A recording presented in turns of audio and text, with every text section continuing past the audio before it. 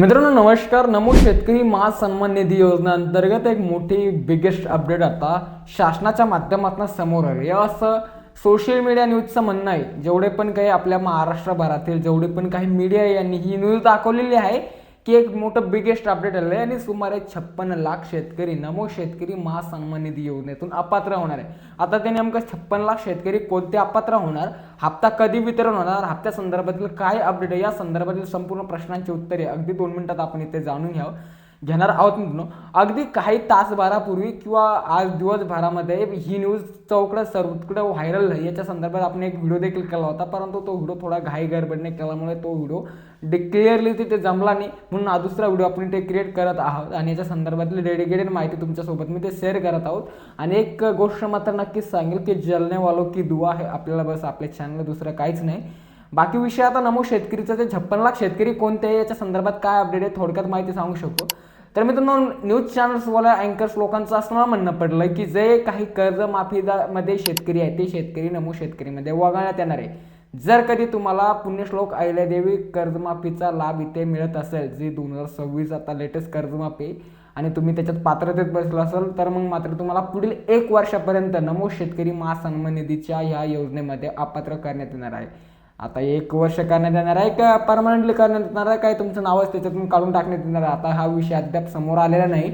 नेमकं सत्य काय तेच थोडक्यात जाणून घेण्याचा प्रयत्न आपण इथे करणार. तर मित्रांनो मीडियाचं म्हणणं पडलं सूत्रांच्या माध्यमात नाही माहिती देण्यात आली. नेमकं सूत्र कोणते, काही मंत्रिमंडळातीलच काही सदस्य आहे, काही इतर कोणते तर त्यांचं म्हणणं पडलं सूत्रांच्या माध्यमात नाही माहिती देण्यात आलेली आहे. आजच्या लेवलला आजच्या घडली होती तब्बल 90,61,000 प्लस एवढे शेतकरी या नमो शेतकरी महासन्मान निधीच्या हप्त्यांसाठी ते पात्र ठरत असतात. कमी जादा 5-10 शेतकरी होत असतात, परंतु विचार केला तर सरळ 90 लाख शेतकरी राज्यातील नमो शेतकरीच्या हप्त्यामध्ये ते पात्र बसत असतात. हालाकी ही योजना याच्यासाठी सुरुवात करण्यात आली होती योजनेची की नमो शेतकरी महासन्मान निधी योजना की PM किसानच्या धर्तीवरती, कारण की शेतकऱ्यांना एक आर्थिक आणि एक थोडक्यात लाभ मिळेल आणि शेतकऱ्यांना काही मदत मिळेल यासाठी योजना सुरू करण्यात आली होती. आता प्रश्न असा पडू लागला की नेमकं जर काही 56 लाख शेतकरी अपात्र करायचे म्हणलं राहते बाकी किती शेतकरी, तर मित्रांनो असा विषय तो अलग आहे. तुम्हाला थोडक्यात समजून सांगतो.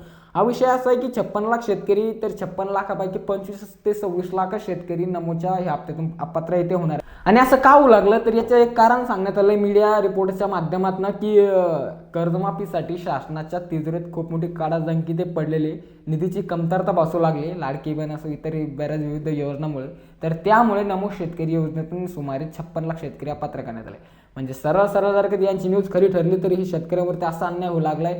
जर कधी तुम्ही एक कर्जबाजारी गरीब शेतकरी असाल तर तुमच्यावरती सरळ अन्याय होऊ लागलाय. यांना योजनाच बंद करायची असंही म्हणायला काही हरकत नाही. जसं आपण मागील व्हिडिओमध्ये सांगितलं होतं की यांच्या विरोधात तुम्ही आक्रोश मोर्चा काढा तरच हे सरकार धारेवरती येईल. मात्र हाच last one of the best उपाय इथे असणार आहे. आणि बाकी बरेच काही लोक काय करतात आपल्या कमेंट बॉक्समध्ये, त्यामुळे मी वारंवार हे योजनेवरती कधीच व्हिडिओ इथे आणत नसतो. माहिती असली तरी अपडेट असलं तरी आणत नाही, परंतु आजचा विषय थोडा डिफिकल्ट टॉपिक वाटला म्हटलं याच्यावरती व्हिडिओ आणणं गरजेचं आहे. काय कमेंट करत असं माहिती आहे का, तुम्हीच चुकीची माहिती देतो. आता तुम्हीच कमेंट करून सांगा याच्यामध्ये चुकीची माहिती काय जे जेन्युइनली ते तुमचं मी डाऊट्स क्लिअर करण्याचं काम माझ्या व्हिडिओच्या माध्यमातून केलं. बाकी विषय तुमचा राहिला, तुम्हाला जे आवडत असेल ते कमेंट करा ना करा. माझा काही प्रश्न नाही, माझं काम आहे व्हिडिओ बनवायचं, कारण की माझं जो काही जे रेव्हेन्यू याच्यातून जनरेट होतो त्याचा मला तर लाभ आयुष्य मिळतो. बाकी तुमचा विषय राहिला. बाकी खूप धन्यवाद.